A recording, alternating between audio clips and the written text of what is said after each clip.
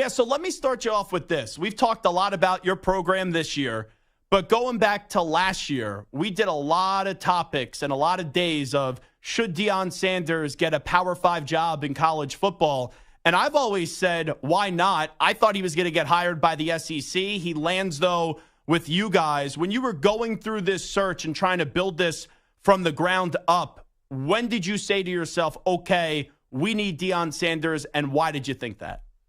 Well, look, the first day we started the search, he was number one on the list. So that's where we started, and certainly had a lot of other candidates to interview and talk to. But I know when he and I had the opportunity to meet face to face, and when I walked out of his house, I knew that this was the guy that we needed to have, that he would turn this program around quickly, and he'd bring an energy level that was necessary and needed for where we were with our program.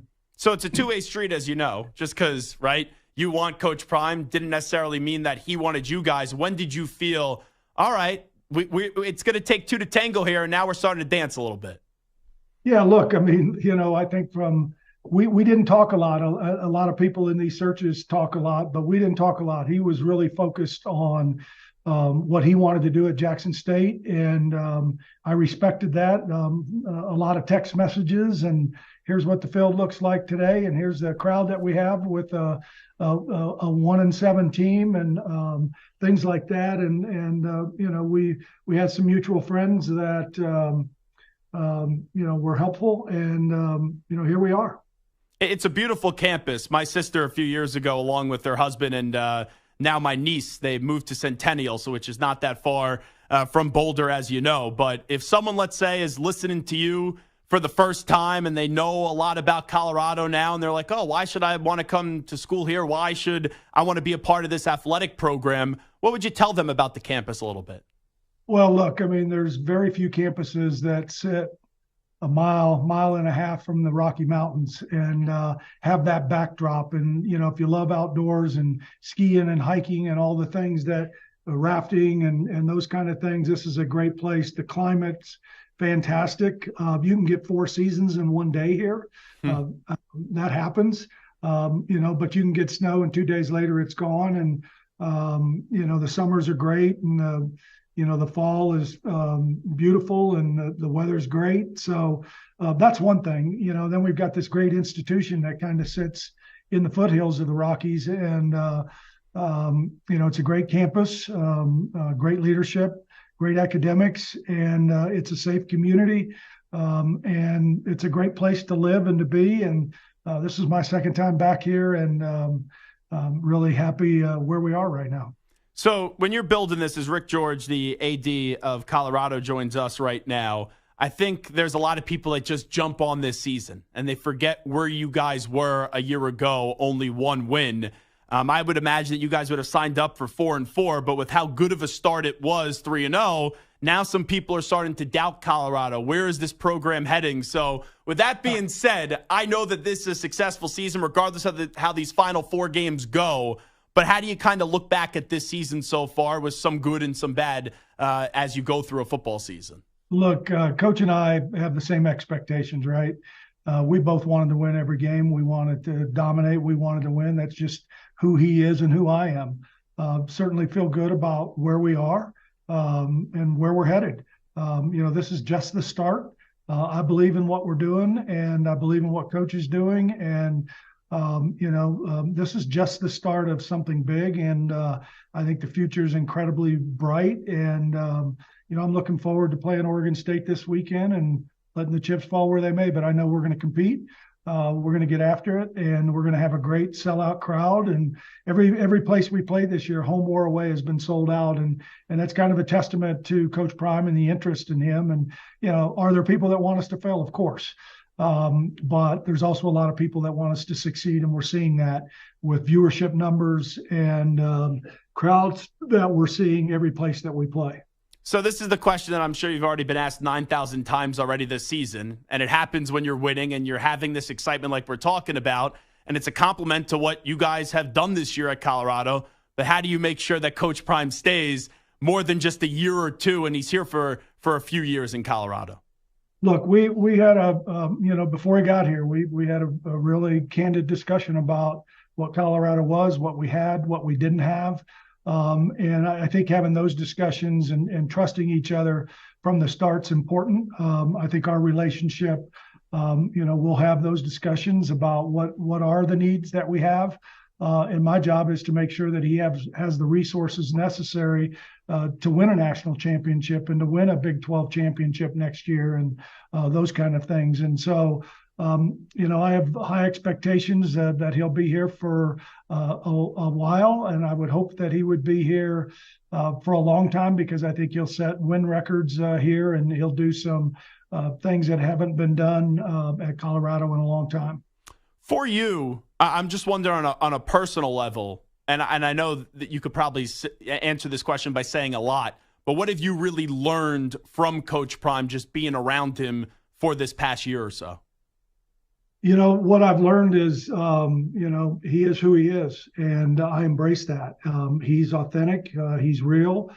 He says what's on his mind, and I support that. And I think that's important. I mean, he's a guy that has great core values for himself, and it's about family, faith, accountability, discipline, all of those things that speak to me. And I've learned a lot from him. He stays the course.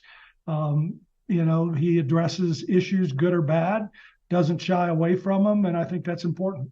Yeah, that's why, when he made the comment last week about the offensive line, I was like, people don't remember the first speech to the team. He's going to do things his way, and he doesn't apologize for it, nor should he, because it's worked out so far. You got to develop players. He knows how to develop players, but in the world of the transfer portal right now, it'd be foolish to not try to really dive deep in there and get as many talented players as possible.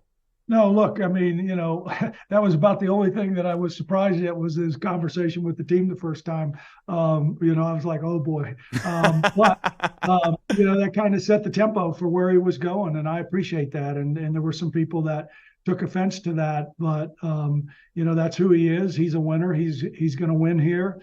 But the thing that is great about him is he wants to develop these young men to be great citizens when they're done playing football, whether it's at Colorado or in the NFL. And, he spends a lot of time on that. And I think that's important too. And it's not just about wins and losses. It's about developing young men. And he tells their parents that, and he does what he says he's going to do. And who wouldn't want that? I know he said that he doesn't have interest in coaching in the NFL. But just because he says that, a lot of times people don't listen. NFL teams are going to come calling. Do you genuinely believe that he will never consider the NFL when they come calling this offseason? Look, I believe what he says. That's in almost a year now that we've known each other, a little more than a year that we've known each other now. He does what he says he's going to do. And if that's what he says, I believe him. And, let's move on to the next thing. And, for us, it's about Oregon State this weekend. And we've got 3 more games. Recruiting's coming up. And again, the future, as I look at it, is extremely bright. Rick George, before we let you run, I got a few more things I want to ask you. The AD Sure. At Colorado. We all have read about what happened at the Rose Bowl this past week in the locker room when your players were playing. They had jewelry that was stolen. Just what did you say to your kids afterwards? And I know it was a road game, but how do you try to prevent these things from happening moving forward? Look, we'll tighten up our security. And look, the Rose Bowl's a first-class organization. And, whatever our student athletes lost, we'll make sure that, that we make sure that they're whole when this is all done. And it's really hard with personal items. But again, we're going to do what's right for our student athletes. And it's unfortunate, that happened. But, we'll focus on, moving ahead and we'll make sure that we tighten up our security when we're on the road, and we'll tighten it up at home for our opponents as well, because we certainly don't want that to happen to one of our guests. I remember when you were in this interview process and you had these conversations with Coach Prime. I think last year, I remember you saying you were on the college football playoff selection committee. So you'd be flying, and then you eventually got the phone call, and you had a very good flight on your way to one of these meetings. I'm just wondering, what are those meetings like? Because we all see the rankings come out last night and people are like, oh, is this done to get a reaction out of people? You've been a part of those meetings. How do you kind of describe that scene inside the College Football Playoff Committee war room, I guess you could say? Well, what I would tell you is that, everybody's focused. Everybody has different opinions, and we all come to the conclusion at the end about, what's the right thing. And we get criticized a lot, but, at the end of the day, I think the work of that committee in the 10 years that they've been out there, their work at the end of the year, and everybody reacts to the first one, but their work at the end of the year always proves to be pretty solid. What's been your reaction to the scandal that has hit college football right now with this Michigan sign stealing scheme right now? Well, look, I mean, I don't know what to say to that, because you don't know the facts and you don't know everything that's out there. And certainly, when the dust settles, I think we can all have our own opinions. But I know Ward Manuel is a good man at Michigan and the athletic director. And as always, he'll do the right thing. And we'll let the NCAA and the Big Ten figure out, all of that and where that goes. All right. Before we let you run, we now live in a world where it's like you only get tickets on your phones. Like I go to a Super Bowl now and I go, I missed the big ticket. You go to a big game and you don't get those tickets. So it's neat what you guys are doing with this commemorative ticket for this season and also the 100th season and Coach Prime's first season. So tell people a little bit more about it.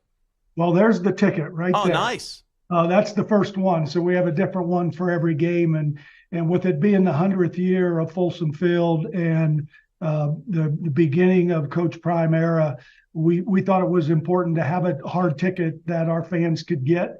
And we think there will be a lot of interest in that. We have a different person on the ticket each game, and there's different former athletes that are on that. And then there's some history behind that game that's on the back of that ticket. So the people that want to buy those tickets, we're making them available on our website because old people like me like to have things in hard form. So we're excited about that ticket, and I think our fans will really enjoy having these tickets from this year. Last thing I'll ask you, no one really knew what to expect from this team this season. When you get off to a 3-0 start, people expect a bowl game. Now you're 4-4 with 4 games remaining. If you don't win 2 more and you don't get bowl eligibility, would you consider this year a disappointment? No. I think this year, Coach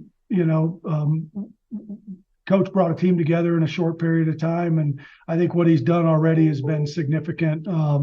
And I think what we'll do in the next 4 games and in recruiting will set us up again for the next year. And, we're going to go out there every game and expect to win. And if we don't, we'll find out why we didn't, and we'll make the fixes and we'll go on to the next one. But, I'm just excited about the future. I'm excited about these last 4 games, and I believe that we'll be in a bowl game.